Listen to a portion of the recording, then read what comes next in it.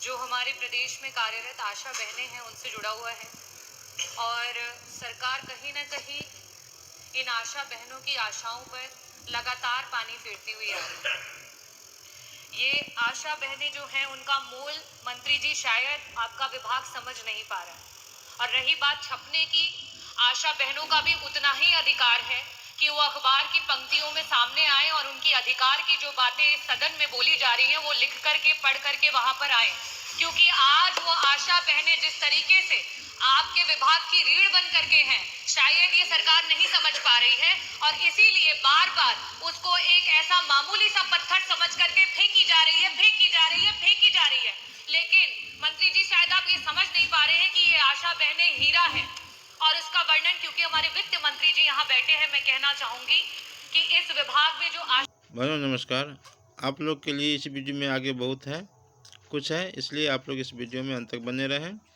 आप लोग की जितनी भी समस्याएं सभी को विधानसभा में रखी गई है और सभी पर आप लोग के लिए विचार किया जा रहा है और एक एक मांग जो है पटल पर रखा गया है, जो आप लोग भी सुने आगे। सभी आशा बहनों से मेरा अनुरोध है कि इस वीडियो को लाइक करें, सब्सक्राइब करें, शेयर करें, चैनल को सपोर्ट करें और जो नए आशा दीदी हैं वो लोग भी सब्सक्राइब कर लें। लेकिन मंत्री जी शायद आप ये समझ नहीं पा रहे हैं कि ये आशा बहनें हीरा है और उसका वर्णन क्योंकि हमारे वित्त मंत्री जी यहाँ बैठे हैं, मैं कहना चाहूंगी कि इस विभाग में जो आशा बहनें जिस तरीके से काम कर रही हैं, चाहे वो संक्रमित रोग हो उनको बचाने के लिए, मैं बहुत डिस्क्रिप्शन के साथ नहीं बोलूंगी लेकिन ये बजट से रिलेटेड है, इसलिए मैं कहना चाहूंगी कि जितना वो काम कर रही हैं अगर उनका काम रोक दिया जाए तो आपके विभाग का जो संपूर्ण का बजट है वो पूरा का पूरा बजट भी आप लगा देंगे तब भी आप उनके द्वारा किए हुए कार्यों को पूरा नहीं कर पाएंगे। और ऐसी स्थिति में 1 ट्रिलियन इकोनॉमी की बात हुई पिछले सदन में और लगातार सरकार के द्वारा हो रही है। ऐसी स्थिति में 8 करोड़ का बजट है उत्तर प्रदेश की सरकार लेकर के आई है, लेकिन उस बजट में हमारी आशा बहनों के लिए कुछ भी नहीं है। मंत्री जी, मेरा प्रश्न आपसे ये है कि आप बात करते हैं कि उनका इतना मानदेय है और इतना सरकार दे रही है।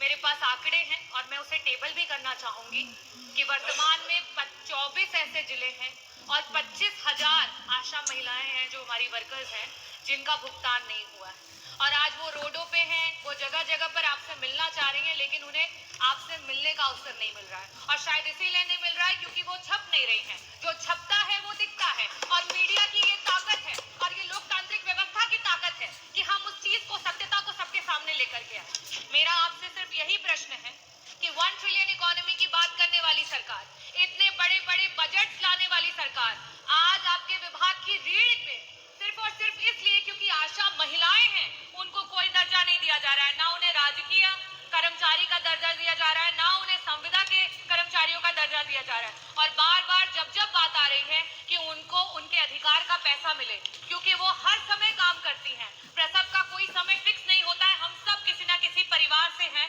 और हम सब जानते हैं कि प्रसव किसी भी समय हो सकता है और एक वो जो आशा बहन है उस माँ के साथ वो 9 महीने उस प्रसव को झेलती है, उस प्रसव के साथ खड़ी रहती है और उसे अस्पताल लेकर के जाती है। ऐसी स्थितियों में क्या उसका अधिकार नहीं है कि उसे भी 18,000 का मानदेय प्रति माह मिले? क्या हमारी जो संगिनियां उनके साथ काम करती हैं उनका अधिकार नहीं है कि उन्हें 24,000 का मानदेय सरकार के द्वारा मिले?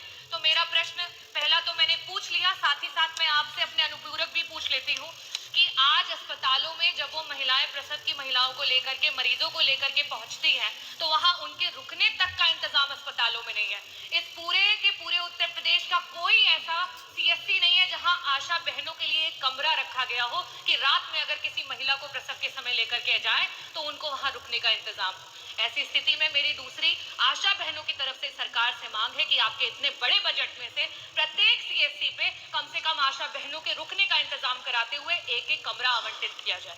मेरा तीसरा आपसे मांग ये है कि ये जो बहनें दिन रात कड़ी तपस्या कर रही हैं, मेहनत कर रही हैं, सड़कों पे घूम रही हैं, परिवारों को जोड़ रही हैं, जागरूक कर रही हैं, prevention is better than cure, इसकी बात कर रही हैं, क्या इन महिलाओं का अधिकार नहीं है कि उन्हें स्वास्थ्य बीमा और उन्हें जीवन बीमा मिले? क्या सरकार अपने विभाग की इतनी महत्वपूर्ण महिलाओं को ये नहीं दे सकती है?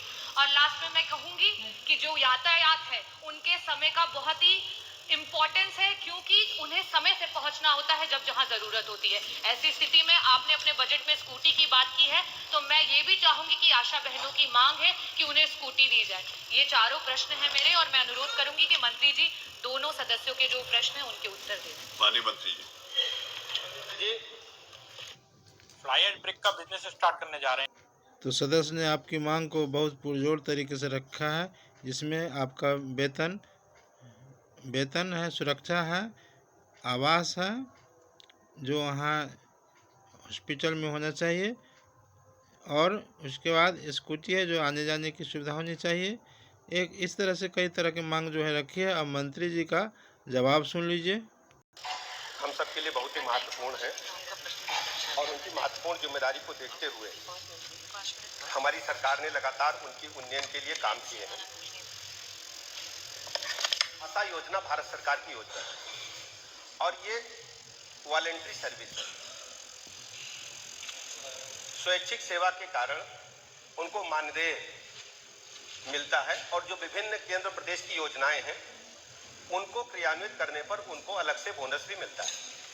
इस प्रकार हम कह सकते हैं इनको वर्तमान में 6,000 से लेकर के 11,000 रुपए तक, 6,000 रुपए मिनिमम है और 11,000 रुपए मैक्सिमम पेमेंट हमारी सरकार ने मानदेय और जो इनके बोनस है अतिरिक्त रूप से जो काम किया उसके आधार पर हमने अभी तक किया है।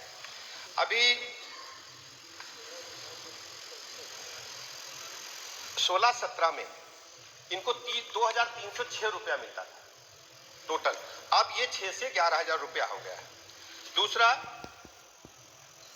25-26 के बजट में हम इनको 2,000 से 3,000 रुपए करने के लिए हम प्लान बनाए हैं। इसको हम आगे भारत सरकार को 3500 तो पहले ही दे रहे हैं, भारत सरकार को हमने लिखा है।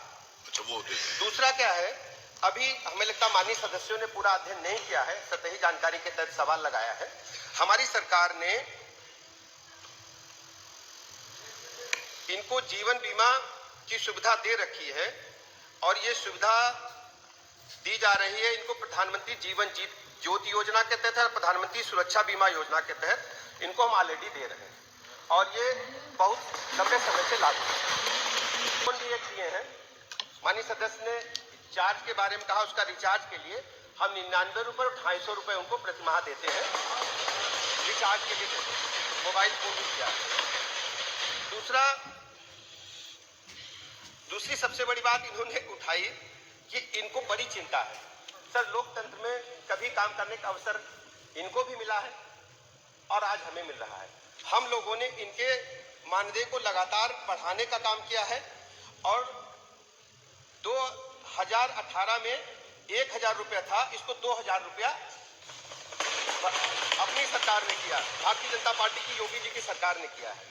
इसके अलावा अगर एक जियो हमारे समाजवादी साथी सुनना चाहें, 4 मार्च 2014 को समाजवादी पार्टी की सरकार थी, इनके भैया यहां बैठते थे, एक जियो किए थे, उसके 9वें नंबर पॉइंट पर कहे हैं कोई नियत वेतन आशा को हम नहीं देंगे, जियो में कहा है।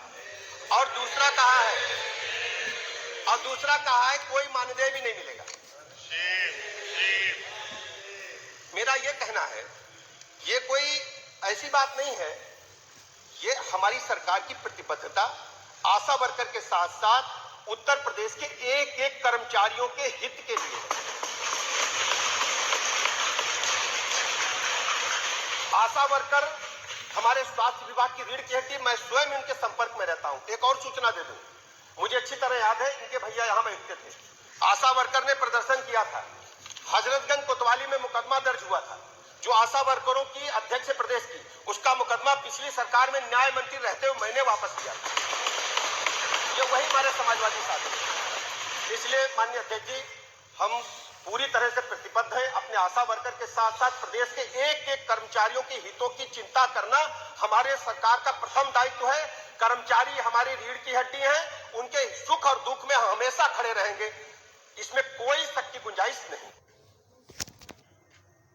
तो आप मंत्री जी का जवाब सुन रहे थे। मंत्री जी ने बहुत बेबाकी से जवाब दिए हैं और आशा है कि आप लोग का, सभी आशा कार्यकर्ता का जो भी मांग है सभी मान लिया जाएगा और यह मांग मानने से आशा और फैसिलिटेटर कार्यकर्ता को बहुत लाभ होगा। इसी के साथ मैं आप लोग से अनुरोध करता हूं कि मेरा ये वीडियो कैसा लगा है, पसंद आया होगा तो एक लाइक, सब्सक्राइब, शेयर ज़रूर करेंगे। और जो नए हैं आशा दीदी बहनें, वो एक लाइक सब्सक्राइब जरूर कर लेंगे और लाइक भी कर देंगे। तो मैं राघवेंद्र जी A-to-Z पॉइंट से राघवेंद्र जी बस आप लोग का मेरे चैनल पर बहुत बहुत स्वागत है और आप लोग सपोर्ट कर रहे हैं। कृपया आप लोग से निवेदन है कि एक लाइक ज़रूर करें और एक सब्सक्राइब अगर नए हैं तो ज़रूर कर लें। तो अगले वीडियो तक के लिए आप लोगों से मैं विदा चाहता हूं। तब तक के लिए धन्यवाद, नमस्कार।